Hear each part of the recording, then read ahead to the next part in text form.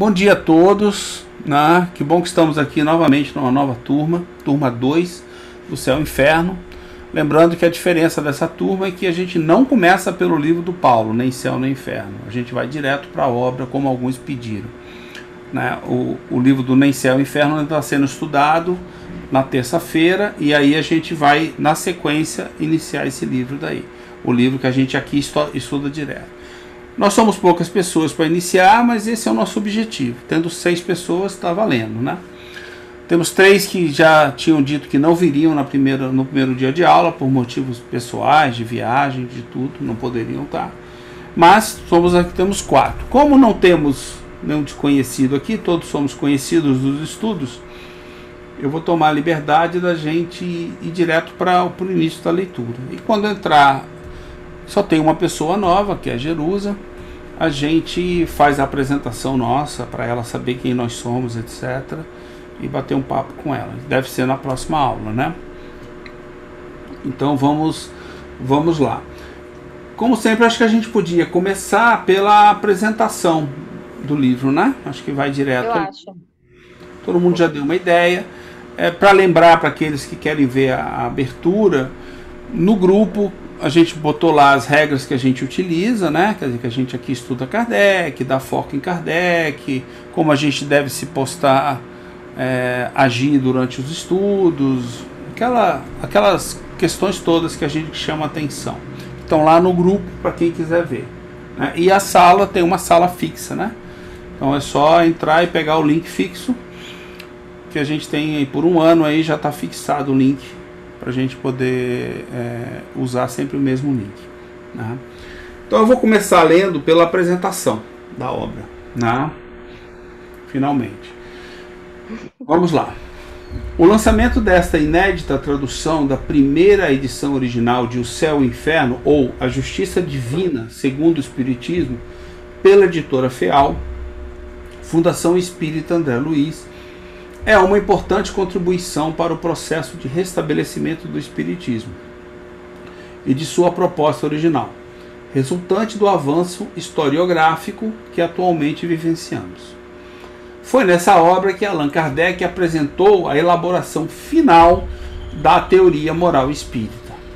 Essa doutrina está demonstrada em forma de tese em sua primeira parte, resumida no capítulo 8, sendo validada pelos exemplos da segunda parte. Lembrando que é o capítulo 8 dessa obra, né? Que nas adulteradas foi tudo modificado. Era o 7 e foi completamente modificado. Sim. Em Um Céu e Inferno, Allan Kardec apresenta as diferenças entre a metafísica do velho mundo, que era dogmática, a metafísica elaborada por filósofos e pensadores e, por fim, a metafísica experimental do Espiritismo, quando as leis gerais da moral são deduzidas das milhares de comunicações dos espíritos nas mais diversas fases evolutivas. Em seguida, apresenta sua moral da liberdade, moral da autonomia, lei universal do mundo espiritual. Né? Eu acho que eu tenho pensado um pouco sobre isso, que a gente fala muito em teoria moral da autonomia, né, autônoma, mas a gente talvez devesse também se referenciar como lei universal, né?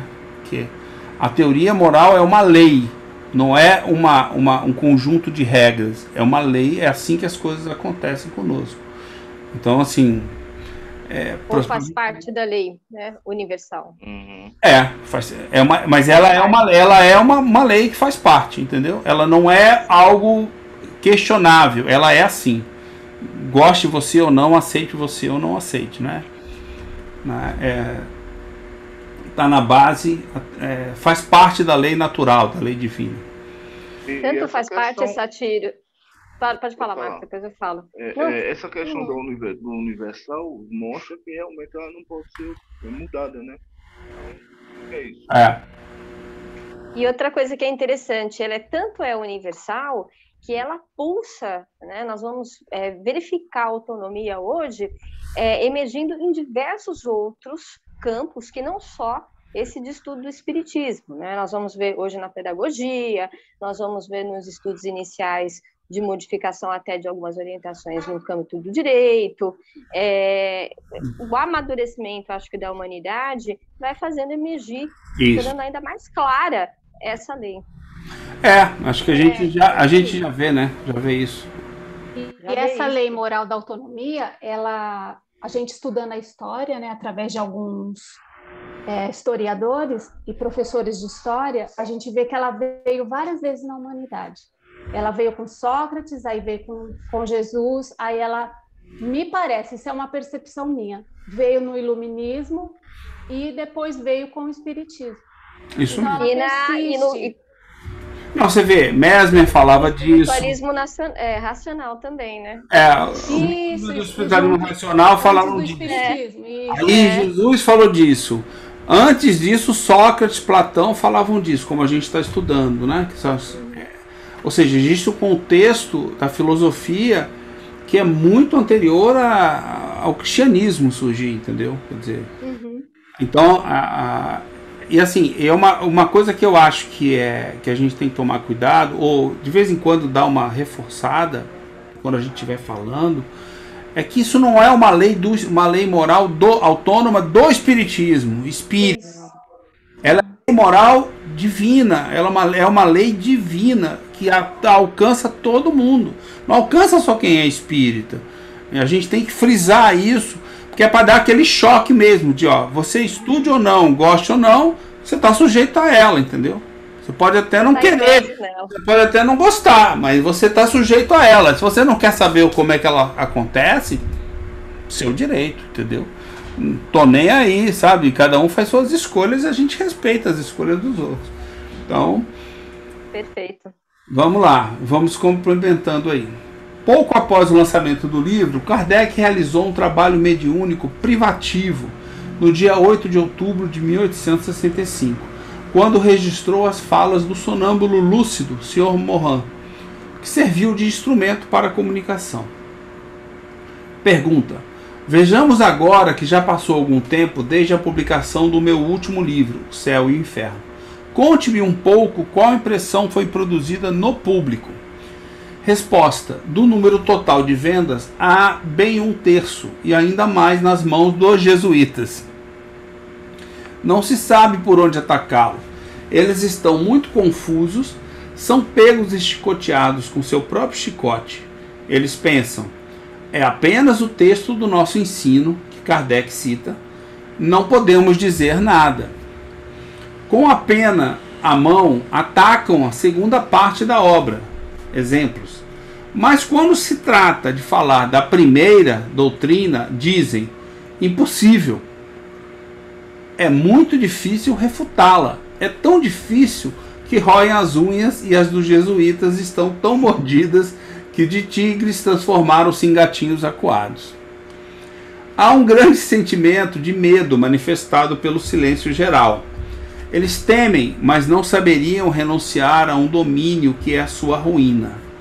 A todas essas reverências dadas a todos esses que se consideram reverendos, a seu orgulho e suas riquezas, e no entanto fazem concessões duras e ainda sem ver todo o perigo, pressentem a catástrofe.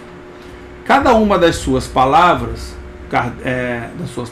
Kardec, cada um dos escritos que saem da sua pena são firmes demais e expressam uma convicção profunda demais para se supor. O que fizeram os jesuítas? Apenas eles o examinaram bem, o estudaram profundamente, introduziram pessoas próximas a você que os informaram sobre tudo. Extrato do manuscrito pertencente a Allan Kardec, que Charles Kemp pegou, né? Essas abreviações a gente vai pulando. Vai pulando, Aqui remete a gente para aqueles fatos históricos, né?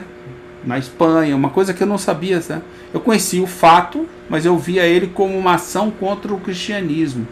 Aquela queima dos livros. Eu esqueci. O Auto de Fé. O Auto de Fé. E aquilo foi contra a gente, contra as obras de Kardec.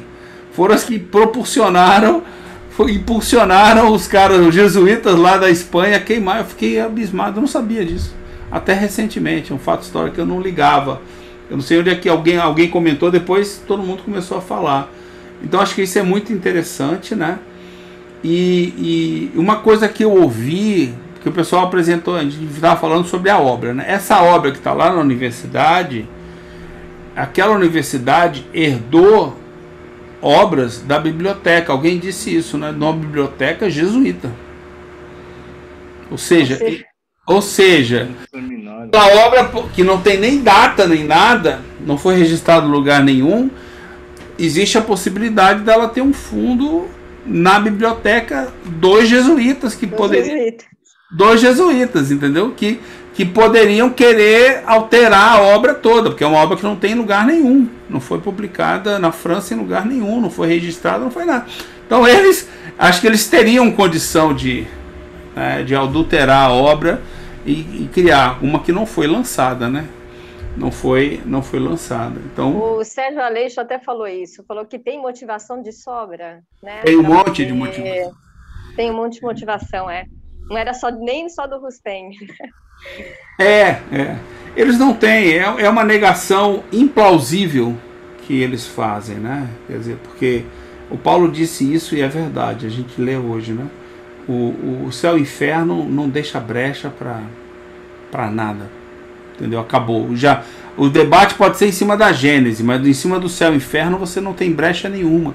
A teoria está clara lá, some todo viés, some tudo, e ela foi, a original era clara qual era a teoria. Então fica muito difícil, tanto que eles voltaram a atacar a Gênese, que é onde eles acham que tem uma obra aqui, um negócio ali, mas não tem prova nenhuma de novo. Então, até prova em contrário, a gente segue com o original. É interessante também que esses espíritos, percebendo a lei, né, da autonomia, liberdade moral, eles tentam novamente, né, daí você vem na história, né, tentam novamente corromper a ideia. E os jesuítas, daí, o que acontece? A gente já está no século, acho que 19 já, né? E aí é um livro que está com pseudônimo, né? Allan Kardec. Então, como que eles vão destruir essa ideia? Se está num livro e ainda com pseudônimo, né? Porque Sócrates assassinaram, Jesus assassinaram. Aí depois vem a ideia do iluminismo, é uma ideia, né? Não tem uma pessoa só que pensou o iluminismo. Aí vem o espiritualismo racional, né? O magnetismo espiritualizacional e em seguida o espiritismo. Então, não é uma pessoa, né? Fica muito mais difícil de você exterminar, né? Ah, sim. Não, exterminar você não consegue. Então vamos agora vocês leram, né? Vamos ler aqui. São um pequeno resumo das adulterações, os principais fatos, né? Em 2017, com o lançamento de El Legado de Allan Kardec, a diplomata brasileira Simone Privato demonstrou documentalmente, após exaustivas pesquisas e confirmando a antiga denúncia de Henri Sauce, que a obra A Gênese, os milagres e as predições segundo o Espiritismo, de autoria de Allan Kardec, foi adulterada. Tem uma nota aqui. Adulteração significa alterar as propriedades originais de algo. Nesse caso, a expressão tem o sentido de contrafação, que é o desrespeito aos direitos morais do autor pela reprodução de uma obra com alteração não autorizada expressamente por ele. Que é o que encerra, ou seja, não é uma palavra qualquer, não é uma alegação, é um fato. A adulteração é usada quando é um fato, né? Então vamos lá, onde é que está? Em sua quinta edição. Adulterada em sua quinta edição. Isso ocorreu devido ao fato de que esta versão, com novo conteúdo, teve seu depósito legal realizado em 23 de 12 de 1872. Mais de 3 anos após a desencarnação do professor Rivail, em 31 de 3 de 69. Então não foi ele que fez isso daí. Tá? Conforme documento tal, né? A nota número 2 fala sobre isso, aponta a documentação. De acordo com o direito autoral, no mundo inteiro, Nota 3. O direito moral do autor é protegido por lei. 172 países são signatários da Convenção de Berna, criada em 9 de setembro de 1886, em Berna, Suíça, sendo esse o diploma internacional de direito autoral mais antigo e adotado no mundo. No Brasil, essa convenção foi promulgada através do decreto 75.699 do ano de 75. Então, ninguém está falando de suposições. E desde a época de Kardec, apenas o autor tem o direito de modificar sua própria obra, razão pela qual o novo conteúdo, surgido e depositado após sua morte, é considerado apócrifo e deve ser descartado. Em vista disso, diversas instituições espíritas internacionais abandonaram a edição falseada de A Gênese e passaram a adotar a edição original. No Brasil, coube a FEAL a tarefa de lançar a edição restaurada da obra, o que ocorreu no histórico dia 26 de maio de 2018, que é contribuindo para o estudo de Allan Kardec, mas sem informação de que a quinta edição foi adulterada. A editora do Centro Espírita Leon Denis, CELD, Rio de Janeiro, lançou a obra Gênese em junho de 2008, feita com base na quarta edição. Como a primeira e a quarta edições Kardec publicou-as com conteúdo idêntico, todas são originais.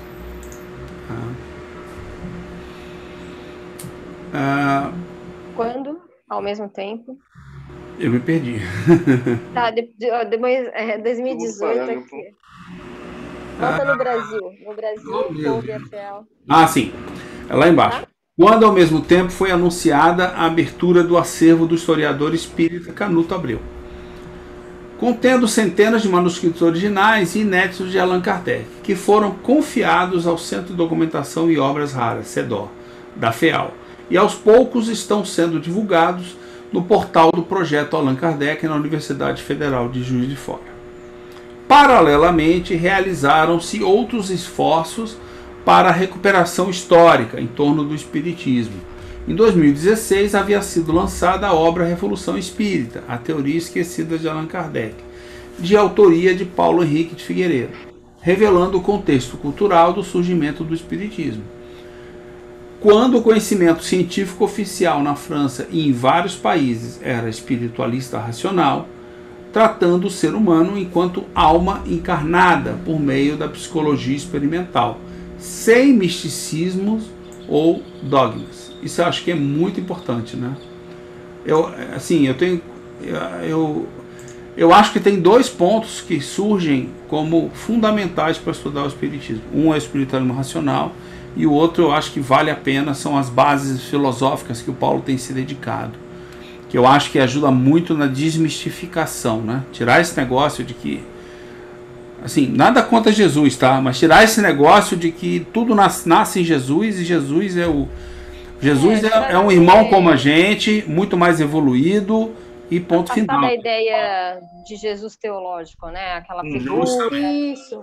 Característica religiosa. Então, a gente, até porque quando a gente faz isso, a gente acaba abandonando todos os outros espíritos que nos ajudaram, inclusive Sócrates, por exemplo, e muitos outros que vieram depois e que colaboraram à sua maneira de forma também importante, né? Embora ele tenha tido uma contribuição significativa, mesmo a gente não tendo todas as palavras escritas por ele, né? Mas vale, está lá, claro, quais são os ensinamentos. Então isso é importante, né? Quer dizer, a nossa base é uma base de psicologia experimental. Acho que essa é uma definição que eu procuro nunca esquecer, né? E tem uma base científica e lógica, né? A gente não pode perder, acho que o pensamento lógico. Porque toda vez que a gente perde, a gente se afasta e cai no misticismo. E é por isso que a gente tem, né, de uma maneira geral, ou pelo menos nós estamos aqui tentando afastar justamente essas ideias místicas e compreender o espiritismo enquanto ciência filosófica, né?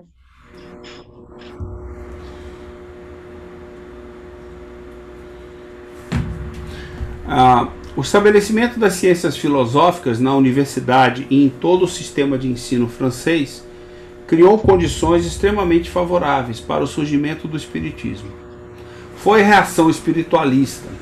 Essa obra também apresenta a tese segundo a qual a teoria moral espírita original era a da autonomia, tema de enormes repercussões doutrinárias e sociais, que foi aprofundado em 2019 no livro Autonomia, a História Jamais Contada do Espiritismo.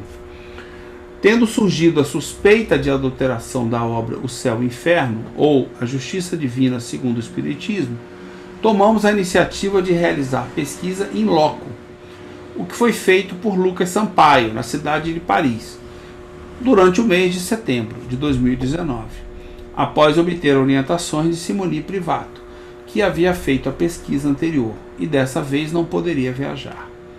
Nos arquivos nacionais da França, após longa pesquisa sobre os livros de declarações de impressor e de depósitos legais, ficou provado que a edição de O Céu e o Inferno, contendo profundas alterações doutrinárias, teve sua impressão solicitada em 9/7/1869. Deve ser nota 5. Conforme documento dos Arquivos Nacionais da França. Perfeito. E seu depósito legal foi realizado em 19/7/69, quase 4 meses após a desencarnação do professor Rivail, o que configurava evidente adulteração. Felizmente, apenas as 2 obras finais, O Céu e o Inferno e a Gênese, foram adulteradas, e o conteúdo correto e original é o de suas primeiras edições. Todas as outras obras da codificação, o Livro dos Espíritos, o que é o Espiritismo, o Livro dos Médios e o Evangelho segundo o Espiritismo, estão absolutamente intactas em suas edições francesas, conforme atestaram os registros oficiais e a comparação dos textos. Ou seja, em suas edições francesas. Ou seja, erros de tradução não são necessariamente... Tem um monte. Não são necessariamente má índole, embora tenha alguns que são meio brabo, né? Quer dizer, as pessoas chegam a inventar palavras e termos que não existem. Aí fica meio difícil. Né? O plano de Allan Kardec e o golpe no Espiritismo. Manuscritos inéditos, digitalizados em Paris, demonstraram também que as adulterações nas obras derradeiras somente foram possíveis por conta de um golpe praticado contra o Espiritismo e Amélie Baudet, Madame Allan Kardec, logo após a morte de seu marido.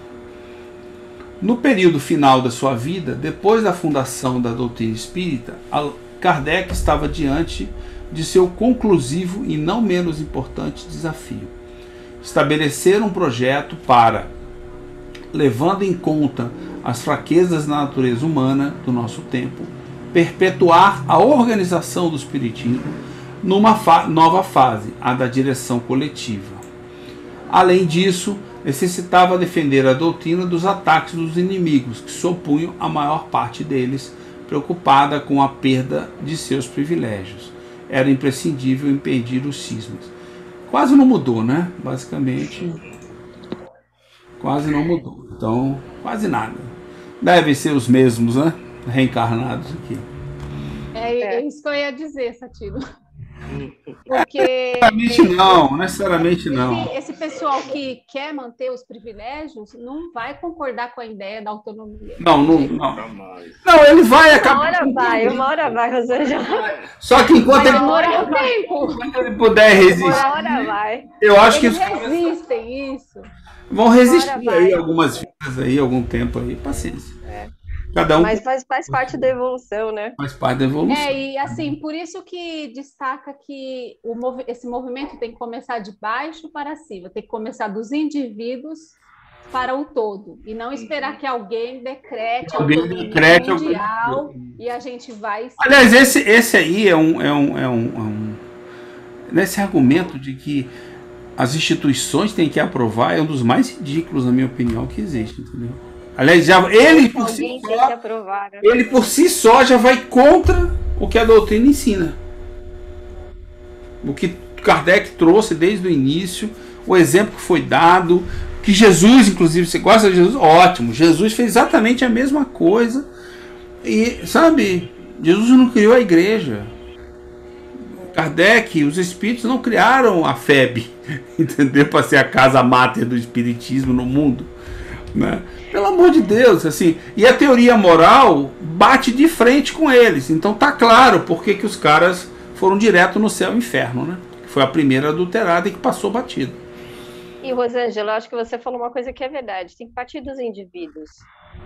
As pessoas têm que se posicionar, entendeu? O Sócrates, ele falava isso. É impressionante, né? É a autonomia a partir do indivíduo, a partir da sua consciência. Não, quando a gente evolui como indivíduo, a gente naturalmente se agrupa e aí o movimento é social. Mas você não monta o movimento social e as pessoas entram como indivíduo. Não, é o contrário. Parte do indivíduo e o indivíduo se agrupa em movimento social, entendeu? Numa sociedade. Então, assim, não é você dizer que o movimento é só individual. Não é. Ele é social. Mas ele nasce no indivíduo. Você falou a palavra certíssima. Perfeito, Porque, assim, e não é obrigatório, né? Quem quiser se junta. Quem não quiser... Aliás, movimentos nascem no indivíduo, né? É papo furado. Qualquer coisa que você fale diferente disso em qualquer movimento, seja qual for, você está querendo se esconder atrás do movimento, né? Fala, não, porque tem certas coisas que eu não concordo, então por que você faz parte? Entendeu? Porque eu concordo, né? Se você está envolvido ali, de alguma forma você ser concorda. Fé cega. Não pode ser fé cega. Não, e aí tem a questão da fé cega. Mas a fé cega é legal, a gente gosta, tem muito amigo, toma chá, faz brechó, é bacana pra caramba isso aí. Então, aí é a partir da fé cega. Mas é estranho, a fé raciocinada não age assim. Almoço fraterno, faz um monte de coisa assim. É legal essa parte da amizade. Então a gente... Um pouquinho de harmonia na hora do almoço não faz mal a ninguém, entendeu? Concordo. O que é, Marcão? Desistiu de falar? Mas é estranho essa situação hoje, porque assim, quando a gente vai com essa proposta de autonomia e, por exemplo, né, a criatura lá da comunidade da periferia tem o mesmo direito à voz e a voto que um dirigente, isso assombra, né? Então é isso que vai também ter uma resistência muito grande. Porque como é que eu vou escutar quem mora na favela? Não, Marcos, eu acho que também tem uma coisa, o dirigente ele gosta, né, de definir a sua vida, o que é que você vai fazer, eu acho, isso é engraçado, não, você agora vai ficar aqui, agora não, agora você vai ficar ali, E eles tem deles que acham que são espíritos missionários mesmo, eu fico olhando assim, sem essa paciência, viu? Não, pois é, mas aí cada um com suas evoluções, a gente também, né? Tem as nossas coisas. Mas a gente aprendeu, com o livro dos médios com Kardec, que se o espírito se auto-intitula missionário, já era. Mas às vezes ele não se auto-intitula, mas ele se coloca nesse papel, né? Se ele se intitular... Eu acho que é uma boa dica, né? Quando a pessoa se diz, já tá fora, entendeu? Mas às vezes ela não se diz, ela não se intitula, mas ela se coloca nessa posição. Se coloca, para que digam, Para que digam.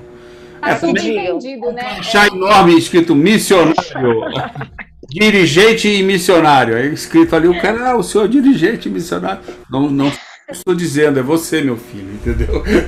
É você, meu filho. Espera aí, pronto, aí você pode ir que você está abençoado. Entendeu? Basicamente é isso, né? A gente ri, mas é triste, entendeu? É triste você pedindo a bênção para... Sei lá, vamos lá. Vamos ler que é melhor. O primeiro passo seria estabelecer como condição indispensável uma declaração explícita de cada integrante do que conhece e aceita os conceitos fundamentais da doutrina espírita, contidos nas obras de Kardec, por meio da universalidade do ensino dos espíritos, para manter a unidade de princípios.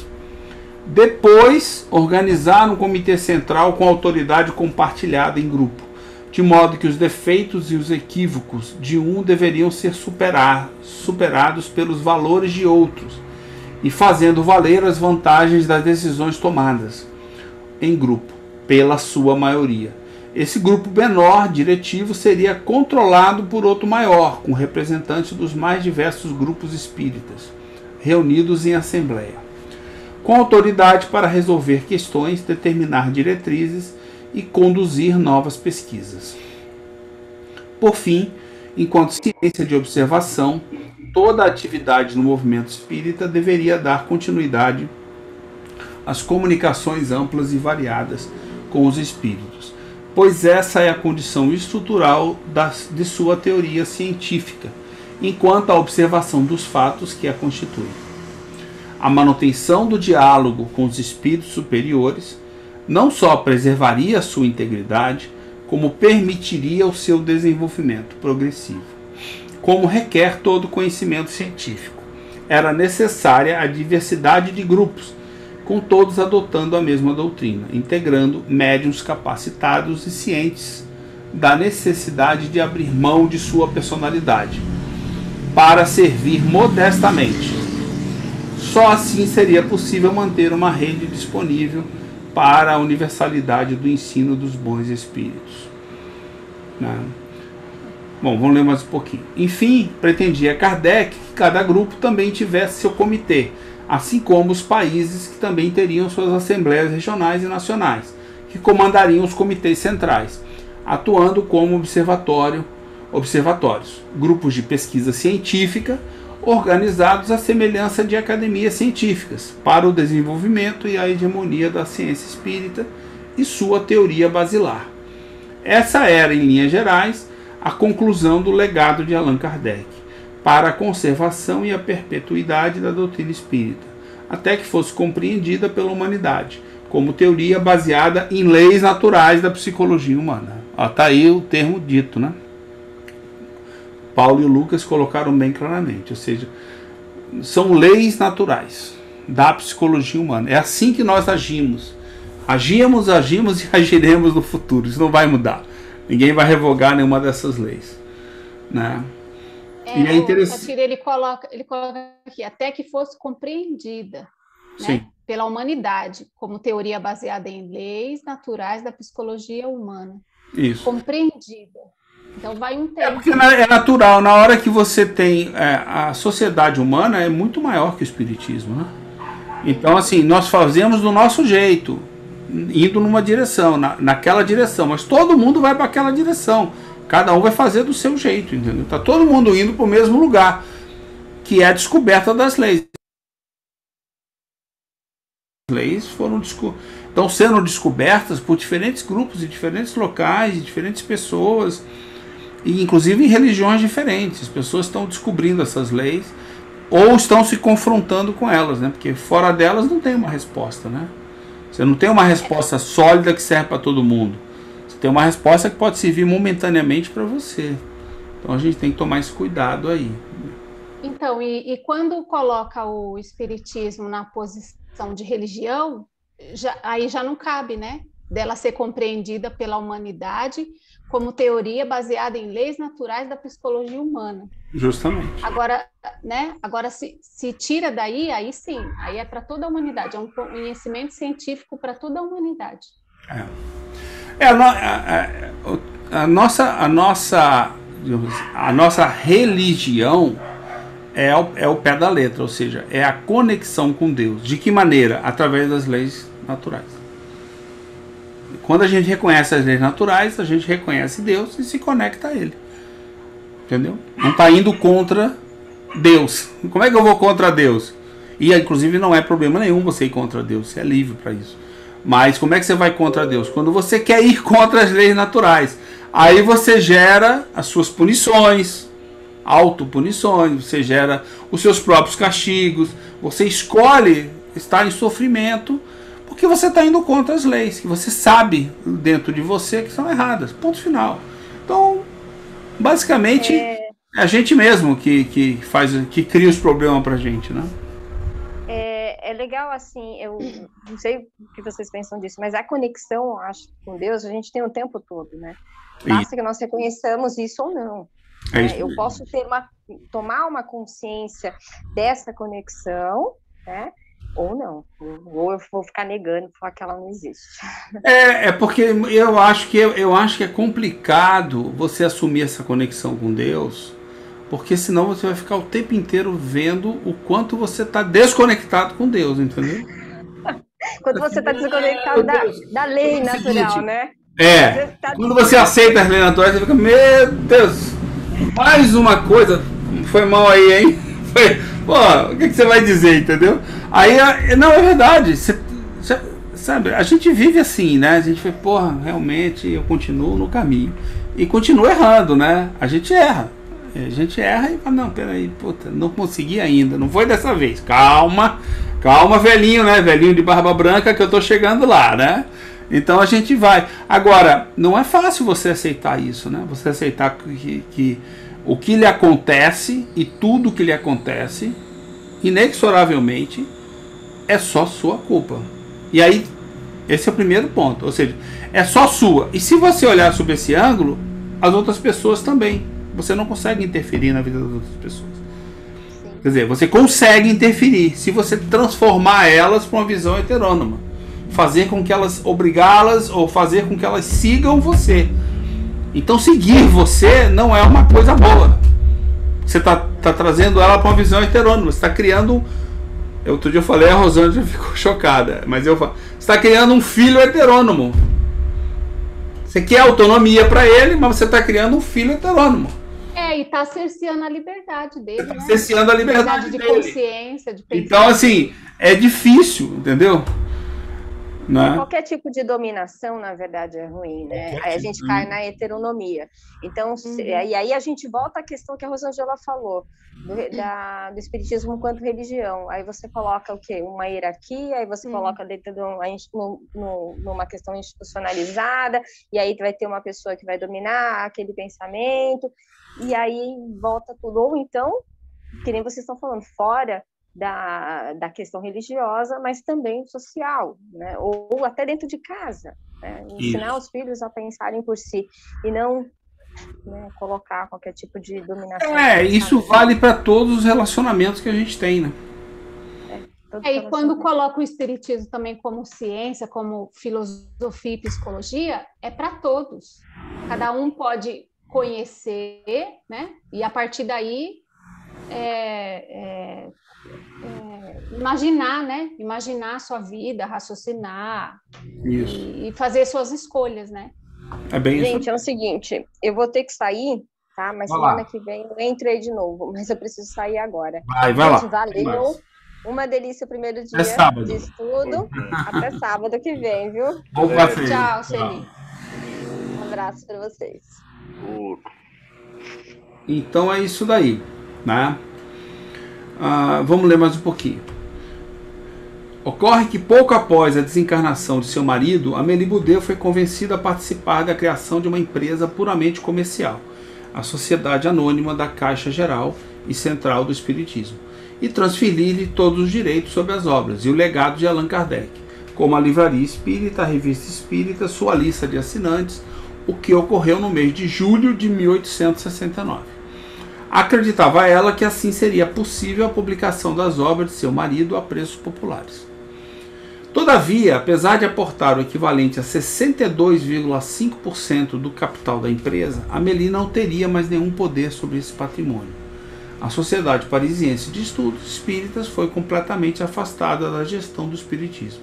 Somente dois proprietários administradores, Armand Deslien e Edouard Mathieu Bittard, passaram a gerir essa empresa com poderes absolutos. Mais tarde renunciaram para deixar Pierre Gaëtan Lemarie como único gestor. Agiram praticamente como donos do espiritismo, de forma autocrática, mercantilista e abandonando o plano de Kardec, o que permitiu a edição e o lançamento das edições adulteradas das duas últimas obras da codificação, além da divulgação de doutrinas estranhas ao espiritismo. Aqui deve falar de Rustang, nota 7. A descrição dos fatos e a apresentação dos documentos originais relativos ao golpe sofrido pelo espiritismo e por Amélie após a morte de Kardec estão relatadas no capítulo 4 da primeira parte do livro Nem Céu nem Inferno, As Leis da Alma segundo o Espiritismo. Esse da FEAL de 20/20. Né? É o livro, a obra que nós estudamos segunda-feira. Né? Vamos lá. Então é isso daí, né? Então agora a gente dá uma... Podemos ler mais um pouquinho. Os inimigos invisíveis e os refratários. A quem interessa adulterar as obras conclusivas de Allan Kardec? Qual o objetivo de tão infame ato? Os espíritos não poderiam prever esse perigo para o estabelecimento do espiritismo? Desde 1861, quando de sua viagem para Bordeaux, Kardec vinha sendo prevenido pelos espíritos superiores de que haveria tentativas de causar cisão e desvios no movimento espírita em formação. Ele tornou público esse aviso, lendo ao final da reunião uma mensagem de Erasto alertando: não ignoro e não deveis ignorar, não mais, que se empregará de tudo para semear a divisão entre vós, que se procurará armar-vos emboscadas, que se semeará sobre o vosso caminho armadilhas de toda a sorte, que vos oporão uns aos outros, a fim de fomentar uma divisão e levar uma ruptura sob todos os aspectos lamentáveis. Revista Espírita, de novembro de 61. Vou marcar isso aqui. De quem seria a iniciativa prejudicial? Erasto denuncia os inimigos invisíveis como mentores desse ataque, fazendo uso inclusive de falsos ensinamentos, contrários à teoria espírita, para desvirtuá-la. Tereis de lutar, sobretudo contra a turba dos espíritos enganadores que, encontrando no vosso meio uma rara reunião de médiuns, porque sois melhor aquinhoados sobre este aspecto, virão logo vos atacar. Uns com dissertações sabiamente combinadas, onde, à custa de algumas piedosas tiradas, insinuarão a heresia ou algum princípio dissolvente. Os outros com comunicações abertamente hostis aos ensinamentos dados pelos verdadeiros missionários do Espírito da Verdade. Seria preciso manter a união e até mesmo denunciar os causadores de cismas, encarnados ou desencarnados, como lobos entre ovelhas, para preservar a todos. Sobre isto, Erasto recomenda: não temais nunca, então, em desmascarar os patifes, que novos tartufos se introduzirão entre vós, sob a máscara da religião. Sede igualmente sem piedade para com os lobos devoradores, que se escondem sobre peles de ovelhas. Tartufo significa indivíduo hipócrita, velhaco, que oculta os seus vícios sob a capa da religião. Tartufo. É só você clicar 2 vezes na palavra que aparece o dicionário para você. Ah, vocês não têm isso aí. No livro não faz isso. Então tá bom. Então, vantagens da obra digital. Valeu, se quiser saber a palavra, eu clico aqui e ela me diz o que é. Então, eu acho que isso é uma coisa que eu sempre ouvi do espiritismo. Erasto, né? O pessoal gosta de repetir isso no movimento espírita, mas, na minha opinião, eu já tive até debates muito acalorados sobre isso em centro espírita, já muitas vezes. As pessoas gostam muito de falar sobre esse negócio de se houveram, né, se em 10 coisas que forem ditas houver uma mentira, descarta todas, né? E houver um equívoco, uma mentira, alguma coisa assim, né? Um engano, potencial engano, né? Ou se for uma hipótese, né? Uma hipótese é uma hipótese, não é uma verdade, né? Pessoas confundem hipóteses com verdade. Isso eu acho que é uma coisa muito que a gente realmente é um excelente conselho. Sempre que você ouvir alguma coisa que não parece bem, desconfia. E não confia nunca. Primeiro vai analisar para ver se realmente aquilo não deturpa tudo, aquilo não muda tudo que foi dito antes, entendeu? Eu acho que a gente não... esse negócio de ser condescendente, ou como é que a gente fala? A gente seja caridoso com o outro. Quer dizer, seja caridoso, nessas horas parece aquele negócio, né? Aceita qualquer coisa porque o outro é bonzinho, entendeu? Quer dizer, isso não é argumento para você aceitar nada, a verdade, né? Você vai aceitar a verdade porque o outro é bonzinho, você está perdido, né? Todo mundo é bonzinho em algum momento, então você vai aceitar o que todo mundo disser.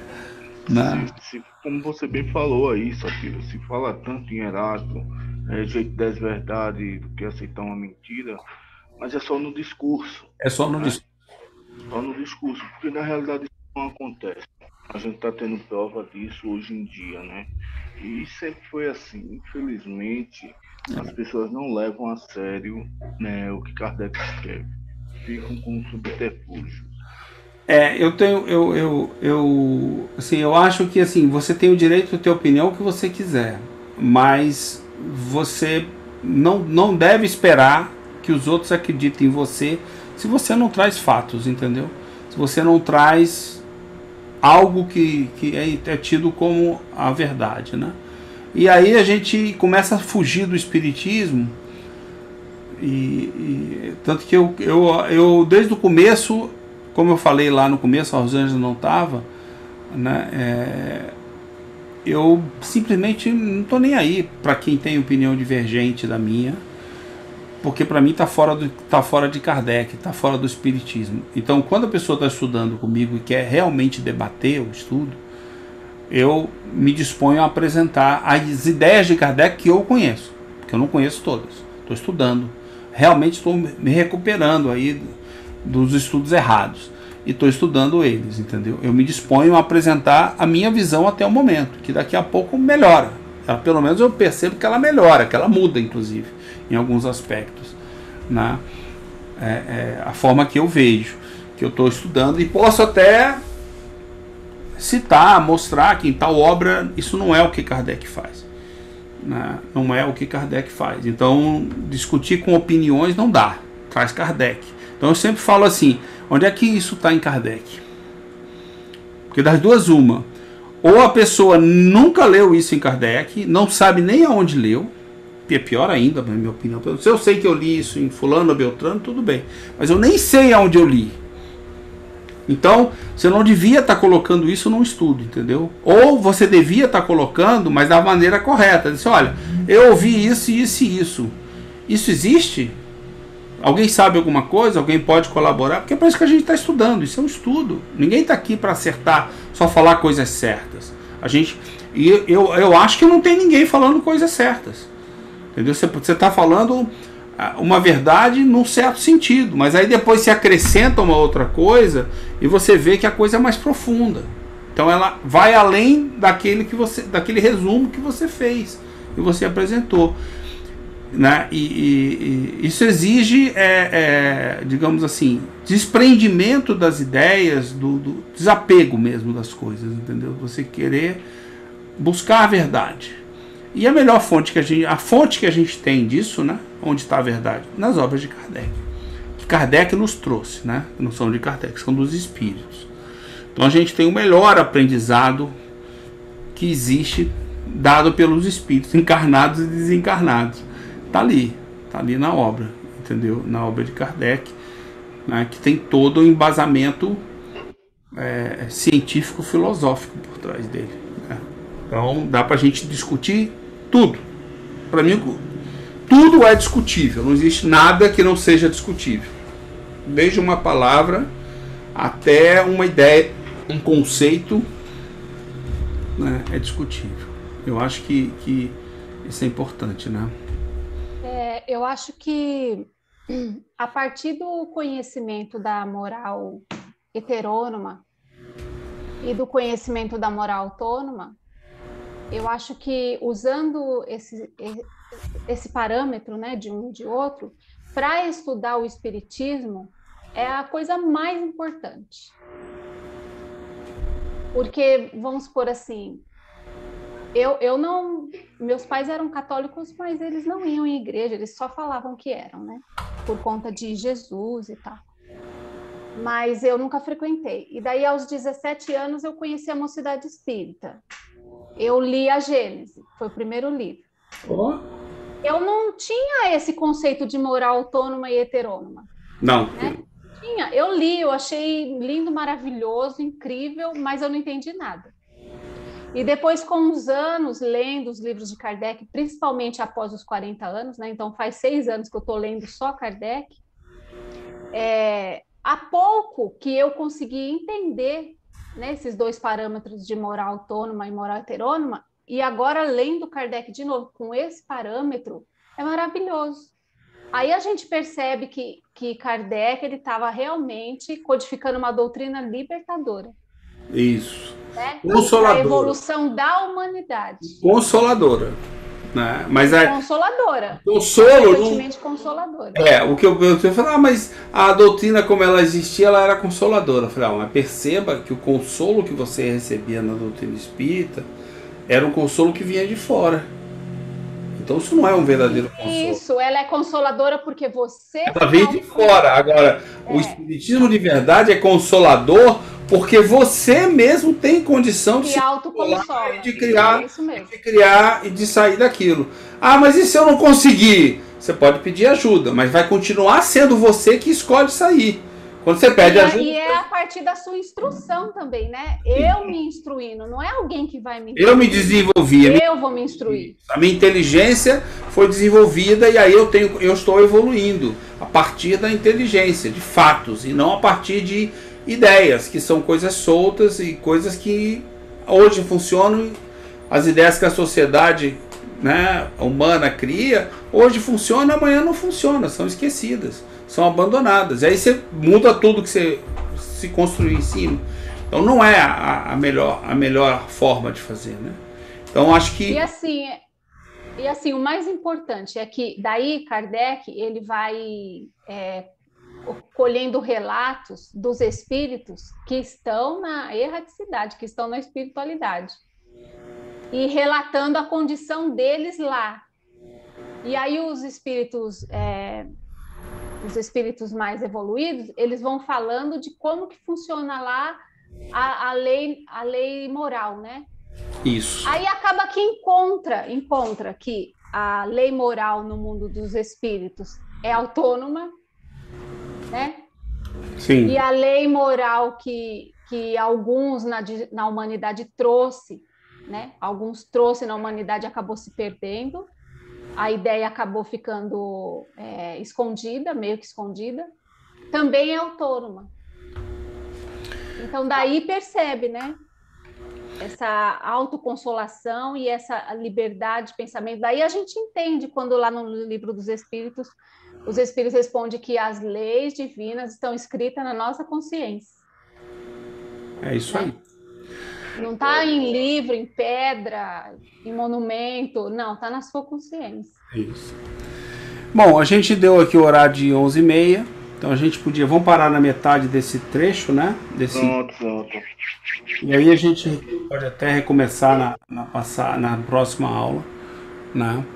O que eu queria também propor nesse estudo é que a gente, ainda ontem eu via a Juliana falar uma mesma ideia que a gente tem tido, é que na medida que a gente for encontrando termos ou conceitos, que a gente se dispõe a parar e ler o artigo indicado da Revista Espírita, por exemplo, estudar ele, entendeu? Primeira coisa. Ou se dispõe a parar e fazer uma pesquisa no momento ou para o próximo estudo, dentro daquela base dos PDFs, né? Buscar na obra de Kardec todos os termos. Vocês sabem... Né? Quem não souber, a gente ensina como fazer, é fácil. A gente tem todas as obras disponíveis de Kardec, né? E a gente consegue pesquisar um termo, uma palavra e ver onde ela aparece em todos os lugares da obra de Kardec. Então a gente realmente lidar como estudo, entendeu? Porque eu acho que esse livro é importante, é uma oportunidade que a gente tem e que a gente nunca se esqueça de que, como um estudo, é bom dar uma olhadinha antes no que vem para frente, né? Ou seja, dá uma lida aí de 4, 5 páginas antes, pensa, anota, vê se entendeu direito, faz alguma observação. Se houver uma citação, uma revista espírita, prepara ou busca para trazer melhores considerações. Embora eu acho que, eu sou da opinião, quero ouvir vocês, de que a gente tem que começar a estudar a obra e não só assim, as obras de Kardec num contexto total, porque Kardec traz diferentes momentos, né? E não ficar olhando só porque está escrito na obra original. Acho que a gente tem ganho. Estudar a obra original já é ótimo, mas a gente pode fazer um estudo mais compenetrado, um pouco mais profundo em cima da obra, entendeu? Então, o que vocês acham disso? É viável a gente começar a se dedicar um pouquinho mais? Porque porque a gente lê pouco, pode debater, não tem prazo, não tem nada. Então, só se dedicar. Quer dizer, quando achar um artigo da Revista Espírita, tenta ir lá e compreender, ler o artigo inteiro, ler o trecho, como você quiser. Mas eu acho que todo mundo concordar que a gente devia interromper, talvez no final do item, e dar uma olhada naquele capítulo da Revista Espírita, ou coisa parecida, entendeu? O Satira, eu penso que vale a pena, sim, a gente parar o estudo, porque a gente tem todo o tempo do mundo. Para a gente aprofundar o estudo, entendeu? Assim, a gente não trabalha com produção de estudar, vamos estudar logo, a gente já acabou em um ano, nós conseguimos estudar. Não é isso, é qualidade. É qualidade. Então, acho que vale a pena também, se possível, quem sabe mexer com isso, retirá-la da Revista Espírita o trecho e postar no nosso grupo aqui. Não, isso pode ser feito. Pode ser feito. Porque, por exemplo, eu tenho as minhas revistas espírita aqui, eu posso pegar e ler, mas tem gente que não tem. E se você coloca ali no Instagram, a pessoa está em algum lugar esperando alguma coisa, ela pega ali e lê. O lugar para colocar ela vai ter contato. Ele é eminentemente o próprio grupo de estudo. Então eu posso recolher. Quando a gente achar um artigo espírita, alguma coisa, alguma obra, alguma coisa, a gente pode fazer isso. A pesquisa a gente pode fazer na mesma hora, quer dizer, eu posso abrir. Sim, e a gente puxa o termo e vamos escolher o que a gente vai estudar. E não interessa a gente parar por uma aula ou duas, né? A gente já viu que tem ganho, já fez. Só que acho que a gente tem que fazer isso com mais hábito, entendeu? Sim. E assim, e dentro do possível a gente estudar fora, mas se for preciso a gente estuda durante a aula. Pra gente não ir passando e levando, e sim fazendo um estudo. E isso é um aprendizado. Esse tipo de estudo não adianta, é um aprendizado que a gente vai tendo, entendeu? Cada item, né? Eu sugiro que a gente lê o item, chegar no final a gente pega alguma referência, alguma busca, algum termo, fala assim, isso aqui tem tal lugar. Vamos lá, entendeu? Por exemplo, aqui mesmo você citou logo acima a Revista Espírita de 61, novembro de 61. Vamos lá olhar. Mais abaixo, Ibidem, e depois de Tartufos, Ibidem também. Então vamos buscar esse termo aqui de Erasto, eu vou pegar esse arquivo e vou disponibilizar no grupo de estudo. Ótimo. Agora sim, só para vocês saberem, existe um vídeo do Paulo que está no Facebook, mas está também no site do EPT, na parte de ajuda, que é como pesquisar em PDF. É um software gratuito, que pesquisa dentro do Adobe. E se vocês não tiverem, eu passo para vocês o link. Vocês têm todas as obras, inclusive foi o Paulo que passou para a gente. Todas as obras de Kardec. Ótimo. Lá, entendeu? Todas elas lá. Quer dizer, a única que falta lá é eu acho que é a do Céu e Inferno. Eu não sei se tem a do Cepelde, talvez tenha lá a do Cepelde. Né? Então, assim, e daí a gente pode pesquisar em todas as obras e achar os termos todos e as referências todas, entendeu? Aí fica fácil. Aí você pesquisar assim na Revista Espírita é rápido. Você vai lá, bota o trecho, vai direto no artigo que você quer.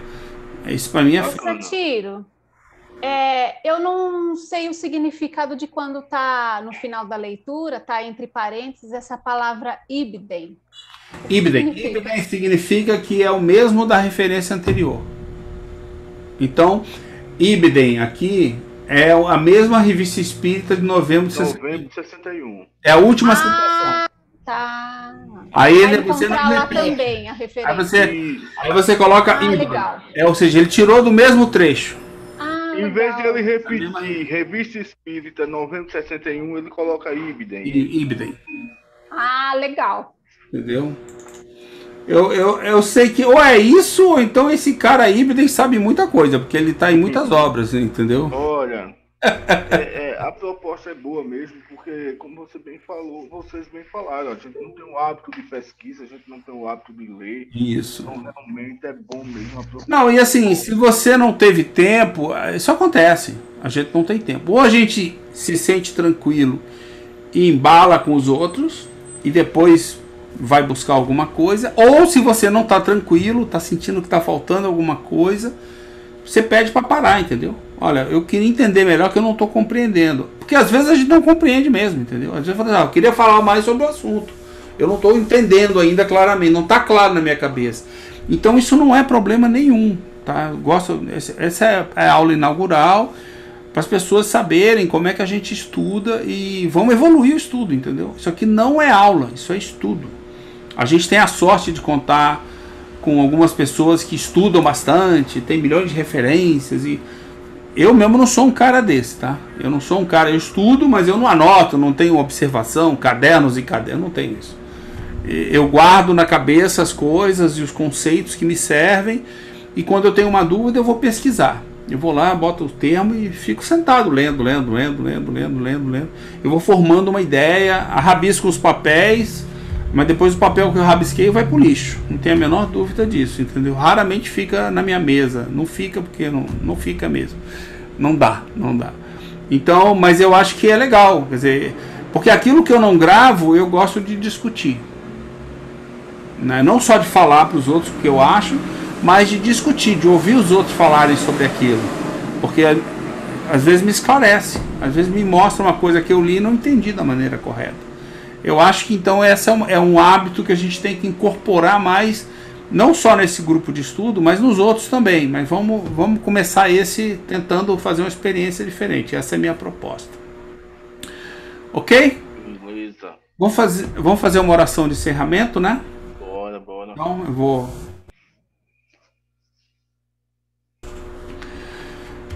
Deus, todos os espíritos amigos, encarnados e desencarnados, obrigado pela inspiração, obrigado pela força de nos ajudar a ser persistente e estudarmos mais uma obra importante que vocês nos trouxeram, né? A não só estudarmos para aprender, para saber citar, mas para poder colocarmos em ação tudo aquilo que estamos aprendendo, estamos revendo, estamos necessitando mudar para podermos evoluir moralmente. Obrigado por mais essa oportunidade, né? E hoje não podemos deixar de ter um agradecimento especial aos espíritos e espíritas Paulo Henrique e Lucas, né? E ao Manu também, que nos proporcionaram essa excelente obra traduzida, revisada e comentada, né? Depois de mais de um século de perda. Que assim seja. Até mais então. Até mais. Tarde. Tchau, Tchau. Tchau, até mais.